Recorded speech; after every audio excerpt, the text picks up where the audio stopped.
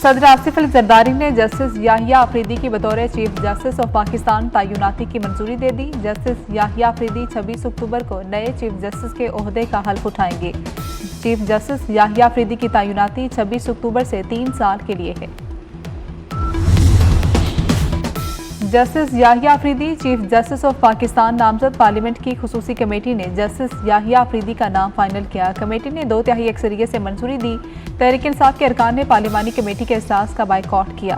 वज़ीर आज़म शहबाज शरीफ ने कमेटी की एडवाइस सदर आसिफ अली जरदारी को भेजी थी।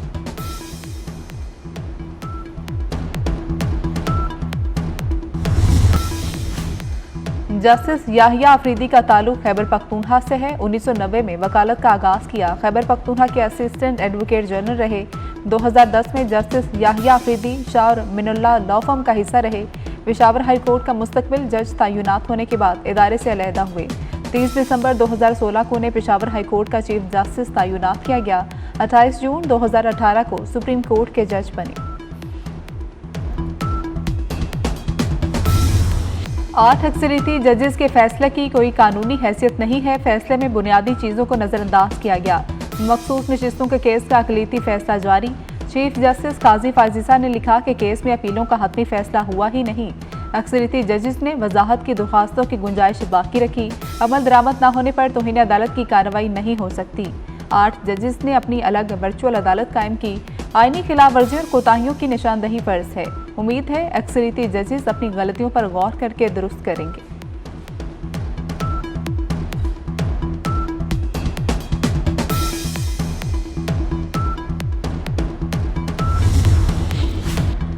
चीफ जस्टिस का अपने फैसले में जनरल बाजवा की तोसी केस का तस्करा। लिखा कि जस्टिस मंसूर ने मुख्तलिफ फैसलों में पार्लियामेंट की बालादस्ती का जिक्र किया, लेकिन जनरल बाजवा की तोसी केस में अपने मौक़िफ़ से पीछे हट गए। जनरल बाजवा को 6 माह की तोसी दे दी। उस वक्त के वज़ीर आज़म बानी पीटीआई, अटॉर्नी जनरल और वज़ीर कानून तोसी चाहते थे। जस्टिस मंसूर अली शाह ने उस केस का फैसला दरख्वास्त में की गई इस्तदा से हटकर 2 दिन में सुना दिया।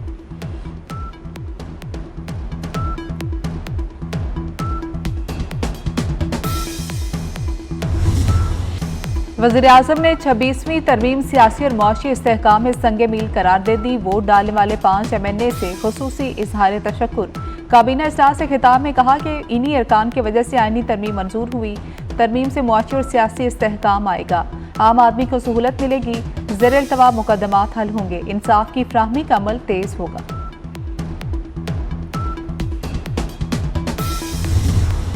अली अमीन गंडापुर की तोपों ने विफाक के बाद पूरा मुल्क निशाने पर रख लिया। विफाक के बाद सूबों और सियासतदानों पर यलगार की तैयारी। सीनियर तरीन जज को चीफ जस्टिस न बनाने पर मुल्कगीर इंतशार की धमकी दे दी। कहते हैं कि इस बार नई मनसूबाबंदी कर रहे हैं। आर या पार अब हर हद उबूर कर जाएंगे।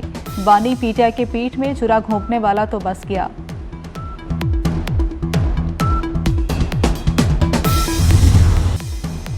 वज़ीर इत्तलात अताउल्लाह तारड़ के पीटीआई पर वार बोले तहरीक इंसाफ इंतशार का शिकार है। पार्लिमानी कमेटी के लिए नाम खुद दिए। इत्तेफाक नहीं था तो बार बार मौलाना फजल रहमान के पास क्यों गए। अरकान के अगवा से मुतल्लिक झूठा प्रोपेगंडा किया गया। तमाम अरकान ज़मीर की आवाज़ पर वोट डालने आए। आईनी तरमीम पर इत्तेफाकी राय पैदा करने की कोशिश की गई।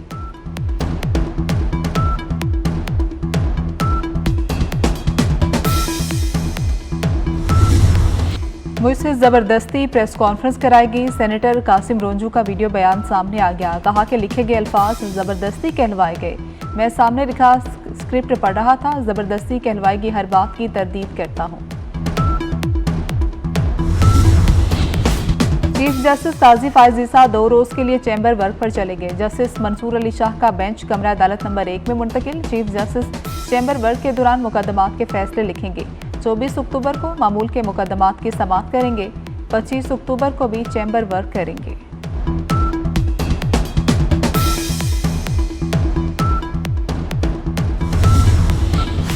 नवाज शरीफ से सैफ अल मुलूक और फैसल अयूब खोखर की मुलाकात। नवाज शरीफ ने पार्टी के लिए खिदमात को सराहा। कहा कि खोखर बरादरान ने मुश्किल दौर में पार्टी का बेहतरीन अंदाज में साथ दिया। पिंक गेम्स के कामयाब इनेकाद और खेलता पंजाब पर फैसल अयूब खोखर को शाबाश भी दी।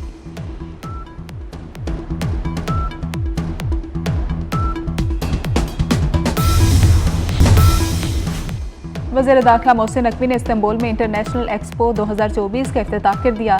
एक्सपो आमद पर तुर्किया के आला हुकाम ने खैर मकदम किया। मोहसिन नकवी की chief of the Turkish general staff से मुलाकात। वज़ीर दाखिला ने दीगर ममालिक के मंदूबीन के हमरा एक्सपो का दौरा किया। पाकिस्तान ऑर्डिनेंस फैक्ट्रीज के स्टॉल का भी मुआयना किया। कहा कि इंटरनेशनल एक्सपो में जदीद मशीनरी और आलात देखकर खुशी हुई।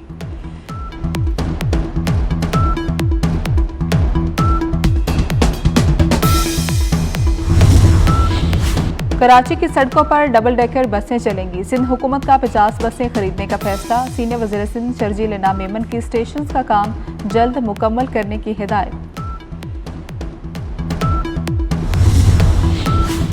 वज़ीर आला मरियम नवाज का लाहौर में कोट लखपत का दौरा। अपनी छत अपना घर स्कीम से बनने वाले घर का जायजा लिया। खातून सोबिया मुनीर को पहली किस्त का चेक दिया।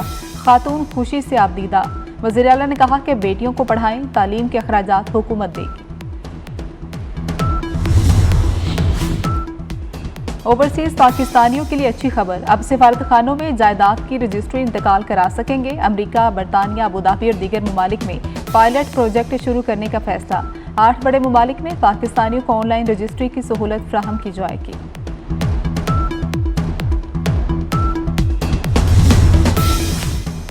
सन 2050 तक पाकिस्तान की आबादी कितनी होगी? एशियाई तरक्याती बैंक ने रिपोर्ट जारी कर दी। पाकिस्तान की आबादी 40 करोड़ तक पहुंच सकती है। आबादी में इजाफा, इंफ्रास्ट्रक्चर, पानी, सफाई और दीगर अवामी खिदमात पर दबाव बढ़ेगा।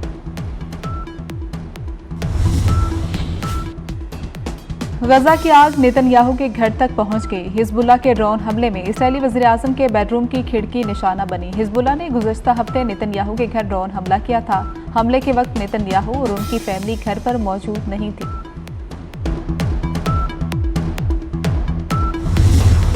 गजा में इस्राएली फौज के वहशियाना हमले जारी। खान यूनिस, जबालिया, रफा समेत मुतअद्दिद मुकामात पर फजाई हमले। 24 घंटे में मजीद 115 अफराद शहीद हो गए।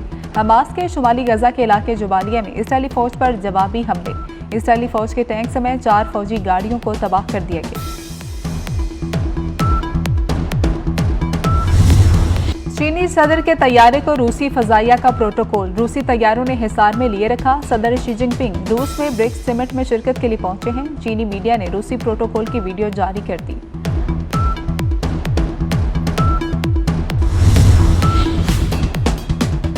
रावलपिंडी क्रिकेट स्टेडियम की रौनक लौट आई। शाहीन क्रिकेट पाकिस्तान और इंग्लैंड के दरमियान तीसरा टेस्ट 24 अक्टूबर से रावलपिंडी स्टेडियम में देख सकेंगे।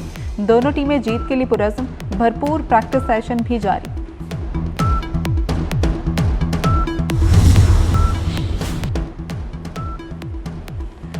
जस्टिस याहिया अफरीदी का ताल्लुक खैबर पख्तूनख्वा से है। 1990 में वकालत का आगाज किया। खैबर पख्तूनख्वा के असिस्टेंट एडवोकेट जनरल रहे। 2010 में जस्टिस याहिया अफरीदी शाह और मिनल्ला लॉ फर्म का हिस्सा रहे। पेशावर हाई कोर्ट का मुस्तकिल जज तैनात होने के बाद इदारे से अलहदा हुए। 30 दिसंबर 2016 को उन्हें पेशावर हाई कोर्ट का चीफ जस्टिस तैनात किया गया। 28 जून 2018 को सुप्रीम कोर्ट के जज बने।